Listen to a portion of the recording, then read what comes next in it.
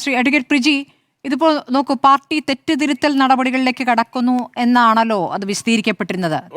കീഴ്ഘടകം മുതലുള്ള പരിശോധനകൾ നടത്തുന്നുണ്ടായിരുന്നു. അതിനുശേഷം കേന്ദ്ര കമ്മിറ്റിയിലും പരിശോധന നടത്തി വന്നിരിക്കുന്ന പിഴവുകൾ പുറത്തേക്ക് ജനങ്ങളോട് തന്നെ പറയുന്നത് നമ്മൾ കണ്ടു. ശ്രീ അഡ്വക്കേറ്റ് പ്രിജി, അങ്ങനെയൊക്കെ സംഭവിച്ച ശേഷവും ഇപ്പോൾ നടത്തുന്ന നടപടികൾ എന്ത് സന്ദേശമാണ് ഈ പാർട്ടി അണികൾക്ക് നൽകുന്നതെന്നൊരു ചോദ്യമുണ്ടല്ലോ.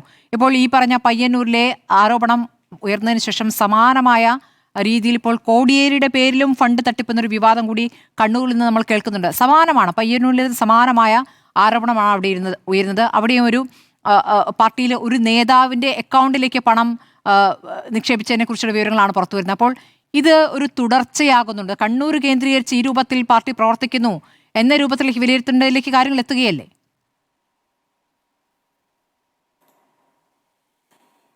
എന്തൊന്നും പറയാൻ കഴിയില്ല സ്മൃതി. ഇപ്പോൾ സ്മൃതി വളരെ ലീഡിംഗ് ആയിട്ടുള്ള കുറേ ചോദ്യങ്ങൾ സഖാവ് വി കുഞ്ഞികൃഷ്ണനോട് ചോദിച്ചു.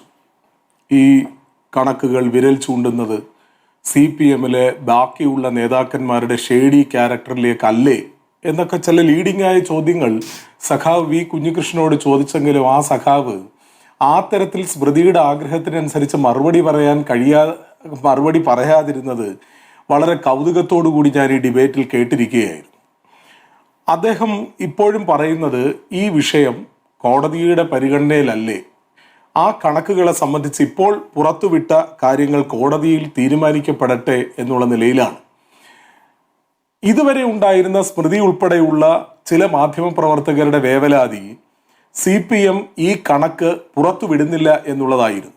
ഇപ്പോൾ ഉള്ള വേവലാതി പുറത്തു വിട്ടു കഴിഞ്ഞപ്പോൾ CPM ഈ കണക്കുകളുടെ അടിസ്ഥാനത്തിൽ ഉന്നയിച്ച ആരോപണങ്ങൾ തെറ്റാണ് എന്നുള്ള നിലയിൽ നിയമപരമായ ഒരു പോരാട്ടത്തിലേക്ക് പോകുമ്പോൾ അങ്ങേപ്പോലെയുള്ള മാധ്യമപ്രവർത്തകരെ ഇപ്പോൾ ഏറ്റവും കൂടുതൽ അലോസരപ്പെടുത്തുന്ന വിഷയം ഇങ്ങനെ ഈ കണക്കുകൾ പുറത്തുവിട്ടപ്പോൾ അല്ലെങ്കിൽ ആ കണക്കുകൾ ശരിയാണ് എന്ന് പറയുമ്പോൾ ആ പാർട്ടിയിലെ ബാക്കി നേതാക്കന്മാർ ഒന്നടങ്കം അല്ലെങ്കിൽ ആ പാർട്ടി ഒന്നടങ്കം ഇങ്ങനെ ഷേഡി ക്യാരക്ടേഴ്സിന്റെ നിലയിലേക്ക് വരികയല്ലേ എന്നുള്ള രണ്ടാമത്തെ ചോദ്യമാണ് ഉയർത്തുന്നത്. യഥാർത്ഥത്തിൽ നമ്മൾ ഈ ഘട്ടത്തിൽ പരിശോധിക്കേണ്ടത് സഖാവ് കുഞ്ഞികൃഷ്ണൻ പുറത്തുവിട്ടിട്ടുള്ള കണക്ക് അല്ലെങ്കിൽ ഇപ്പോ TA മധുസൂദനൻ പുറത്തുവിട്ടിട്ടുള്ള കണക്ക് ശരിയാണ്. ജനങ്ങളുടെ കോടതിയിൽ TA മധുസൂദനൻ തോറ്റു, CPM തോറ്റു. കേരളത്തിലെ ആകമാനം CPM വളരെ വളരെ ഭീതിതമായിട്ടുള്ള ഒരു പരാജയം ഏറ്റുവാങ്ങി. ആ രാഷ്ട്രീയ സാഹചര്യങ്ങളൊക്കെ നിലനിൽക്കുമ്പോൾ പോലും കണക്ക് എന്നും കണക്കാണല്ലോ. കണക്ക് കണക്കായിട്ട് തന്നെയല്ലേ പറയാൻ കഴിയൂ. സഖാവ് കുഞ്ഞികൃഷ്ണൻ പുറത്തുവിട്ട കണക്കും അതോടൊപ്പം തന്നെ ഇപ്പോ മധുസൂദനൻ പുറത്തുവിട്ട കണക്കും രണ്ടും ഒരു കോടതിയുടെ മുമ്പിലേക്ക് എത്തുകയല്ലേ. കോടതി തീരുമാനിക്കട്ടെ ഈ കണക്കിനകത്ത് എന്താണ് പോരായ്മ വന്നിട്ടുള്ളത് എന്ന്. അതിന്റെ അടിസ്ഥാനത്തിൽ കണക്കിലെ ശരി കോടതി കണ്ടെത്തട്ടെ. അതിനുവേണ്ടിയാണല്ലോ ഇപ്പോ TA മധുസൂദനൻ കോടതിയിലേക്ക് പോയത്. അങ്ങനെ കോടതിയിലേക്ക് പോകുമ്പോൾ അല്ലെങ്കിൽ അങ്ങനെ ഒരു നോട്ടീസ് അയക്കുമ്പോൾ അതിനെയൊക്കെ തന്നെ നമ്മളൊരു മുൻവിധിയോടുകൂടി സമീപിക്കാൻ ഈ ഘട്ടത്തിൽ കഴിയുമോ എന്ന് കോടതിയിലേക്ക് പോയതല്ലോ നമ്മൾ ചർച്ച ചെയ്തിരിക്കുന്നത്. നമ്മുടെ ചർച്ചയ്ക്ക് അടിസ്ഥാനമായ വിഷയം ഇന്നത്തെ ഭീഷണി പ്രസംഗമാണല്ലോ അഡ്വക്കേറ്റ് പ്രിജി. ഈ കണക്ക് പറഞ്ഞുകൊണ്ട് കോടതിയിലേക്ക് പോയി എന്നുള്ള വാർത്തയെ നമ്മൾ കൊടുത്തിട്ടുള്ളതാണ്. അതിന് തൊട്ടു പിന്നാലെ നടന്നിരിക്കുന്ന ഈ ഭീഷണി പ്രസംഗമാണ് ഇതിനോട് ചേർത്ത് വെച്ചിരിക്കുന്നത്. കോടതിയിൽ നേരിടുക അല്ലെങ്കിൽ നിയമപരമായി നേരിടുക എന്നുള്ളത് ഏതാളുകളുടെയും അവകാശമാണ്, അവർക്കത് ചെയ്യാവുന്നതാണ്. അത് ചെയ്യട്ടെ. അങ്ങ് പറഞ്ഞതുപോലെ ആ കണക്ക് കോടതിയിൽ ഞാൻ ബോധ്യപ്പെടുത്തിക്കൊള്ളാമെന്ന് ഇപ്പോൾ ശ്രീ കുഞ്ഞികൃഷ്ണൻ പറയുന്നുണ്ട്. കുഞ്ഞികൃഷ്ണൻ കയ്യിൽ കൃത്യമായ കണക്കുണ്ടെന്ന് അദ്ദേഹം പറയുന്നു. ആ കണക്ക് അദ്ദേഹം അവിടെ പാർട്ടി അണികളോട് പറഞ്ഞപ്പോൾ അണികൾക്കത് ബോധ്യമാവുകയും ആ ബോധ്യത്തിനനുസരിച്ച് അവർ വോട്ട് ചെയ്യുകയും ചെയ്തിട്ടുണ്ട്. ആ തിരഞ്ഞെടുപ്പ് വിധിയെ ചോദ്യം ചെയ്തുകൊണ്ടാണ് അദ്ദേഹം ഇപ്പോൾ കോടതിയിലേക്ക് പോയിരിക്കുന്നത്. എന്നെ ഈ ചർച്ചയ്ക്ക് ക്ഷണിക്കുമ്പോൾ രാജേഷിന്റെ പ്രസംഗമാണ് ഇതിനകത്തെ വിഷയം എന്ന് പറഞ്ഞുകൊണ്ടല്ല എന്നെ ഈ ഡിബേറ്റിലേക്ക് ക്ഷണിച്ചത്. എന്നെ ഈ ഡിബേറ്റിലേക്ക് ക്ഷണിച്ചതും ഇതിന്റെ കാർഡ് എനിക്ക് അയച്ചു തന്നതും പറഞ്ഞിരുന്നത് പയ്യന്നൂരിൽ പഠിക്കുന്നില്ലേ, അതായത് ഇപ്പോ വീണ്ടും കണക്കുകൾ പുറത്തുവിട്ടിട്ടും പഠിക്കുന്നില്ലേ എന്നുള്ളതാണ് വിഷയം. അതേ സംബന്ധിച്ചാണ് ഈ ഡിബേറ്റ് എന്നുള്ളതിന്റെ അടിസ്ഥാനത്തിലായിരുന്നു എന്നെ വിളിച്ചത്. അല്ലെങ്കിൽ തീർച്ചയായിട്ടും ഞാൻ ഈ രാകേഷിന്റെ പ്രസംഗം പൂർണ്ണ രൂപത്തിൽ കേട്ടിട്ട് ഞാൻ ഈ ചർച്ചയിൽ പങ്കെടുക്കുമായിരുന്നു. ശരി, രാകേഷിന്റെ പ്രസംഗത്തിന്റെ പൂർണ്ണ രൂപം നമുക്ക് പ്രസംഗം മുഴുവൻ എടുത്ത് കൊടുക്കാൻ പറ്റില്ല. പക്ഷെ അങ്ങേക്ക് വേണമെങ്കിൽ കുറച്ച് രാകേഷിന് അത് അങ്ങ് നോക്കേണ്ടതായിരുന്നു. ഇന്നത്തെ വാർത്ത എന്താണെന്നുള്ളതും ഈ വാർത്തയുടെ അടിസ്ഥാനത്തിലായിരുന്നു ചർച്ച. ഒരു മിനിറ്റ്, അങ്ങേക്ക് ആ പ്രതികരണം ഒന്ന് ഞാനങ്ങനെ കേൾക്കാം. അങ്ങേക്ക് തിരിച്ചെടുക്കൂ. നിങ്ങളുടെ വിശ്വാസം എനിക്ക് ഒട്ടും അല്ല, സ്മൃതിയുടെ തോന്നാത്തതുകൊണ്ട് ജോലിയല്ല അങ്ങൊന്ന് എന്റെ കേൾക്കൂ, ജോലി. എന്റെ ജോലി അങ്ങൊന്ന് എന്റെ കേൾക്കൂ, ജോലി പ്രസംഗം കേൾക്കൂ. അല്ല, ഞാൻ ആ വാർത്ത കേൾക്കേണ്ടതായിരുന്നു കൊണ്ട് പയ്യന്നൂരിലെ പാർട്ടിയാകെ അങ്ങ് ഒലിച്ചുപോയി തീർന്നുപോയി എന്നൊന്നും ആരും ധരിക്കണ്ട.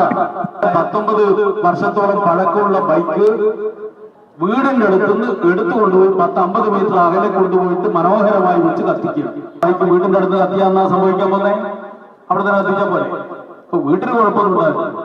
ആസൂത്രിതമായിട്ടല്ലേ ഇപ്പൊ പോലീസ് ചെന്നിത്തലയുടെ പോലീസാ, സതീശന്റെ പോലീസാ, ഇവിടെയുള്ള പയ്യന്നൂരിലെ MLA പി കുഞ്ഞികൃഷ്ണന്റെ സ്വന്തം പോലീസാ.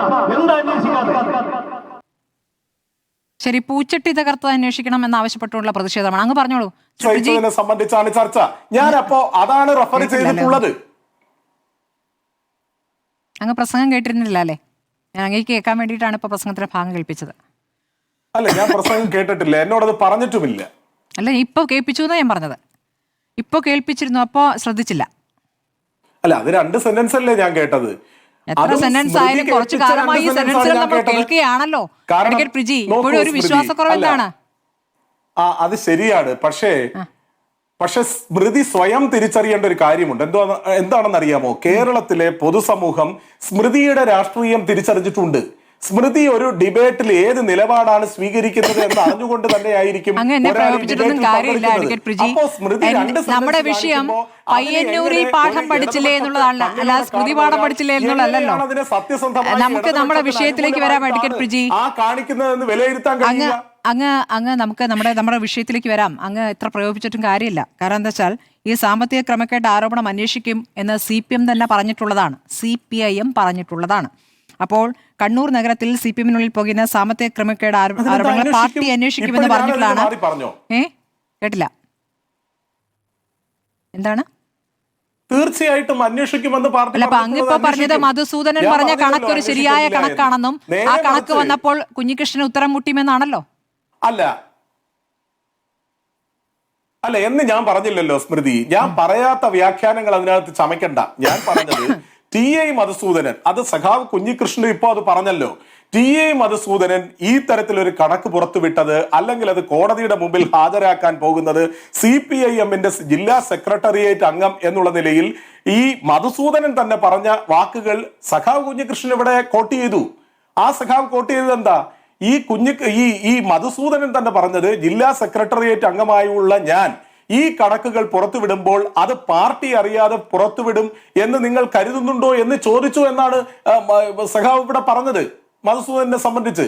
അപ്പോ അങ്ങനെയാണെങ്കിൽ ഈ കണക്കുകൾ മധുസൂദനൻ പുറത്തുവിട്ടിട്ടുള്ള കണക്കുകൾ പാർട്ടി പരിശോധിച്ചതിന് ശേഷം പുറത്തുവിട്ടിട്ടുള്ള കണക്കുകളല്ലേ? ശരി, അപ്പോൾ ഈ കണക്കുകളൊക്കെ നേരത്തെ ഉണ്ടെങ്കിൽ നേരത്തെ വിടാമായിരുന്നല്ലോ. ഈ കണക്കുകളൊക്കെ നേരത്തെ വിട്ടിരുന്നെങ്കിൽ ഈ പറയുന്ന സഖാക്കൾക്കും അത് ബോധ്യമാകുമായിരുന്നല്ലോ എന്ന് ചോദ്യമുണ്ട്. ധനരാജ് രക്തസാക്ഷി ഫണ്ടിൽ നിന്നും വകമാറ്റി എന്ന് പറയുന്ന തുക 35-45 ലക്ഷം രൂപ തിരികെ ആ അക്കൗണ്ടിലേക്ക് നിക്ഷേപിച്ചു എന്ന ചോദ്യത്തിന് ഇതുവരെ മറുപടി കിട്ടിയിട്ടില്ല. ആ ചോദ്യം പൊതുജനങ്ങൾ ഉന്നയിച്ചുകൊണ്ടേയിരിക്കുന്നുണ്ട്.